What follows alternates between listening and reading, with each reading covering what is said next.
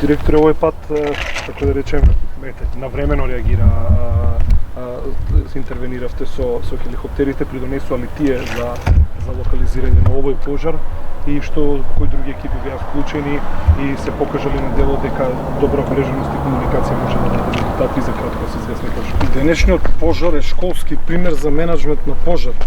Од страна на градоначалникот и на локалната самоуправа, како по учебник беа преземени сите мерки и активности со кои што за само неколку часа пожарот беше прво локализиран, потоа ставен под контрола, а сега веќе целосно изгаснат.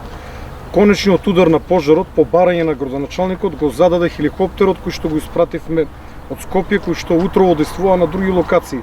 Ние денес покажавме како рационално може да се искористат оние малку ресурси кои што ги имаме, затоа што хеликоптерот веднаш откако ја заврши работата овде, го упатив кон Кочани, каде што дојде до ново ширење на вчерашниот пожар. Честитки до градоначалникот, честитки до локалната самоуправа. Најмногу сме горди на тоа што во еден ваков пожар, кој што е до едни вакви клучни објекти, ние немаме загинати, немаме повредени со исклучок на 2 војника кои што вдишаат шати, кои што не се во сериозна состојба. Како што постојано повторуваме и како влада и како Центар за управување со кризи, safety first, на прво место безбедноста на граѓаните. Тоа е нашата цел. Дрвјата повторно ќе пораснат.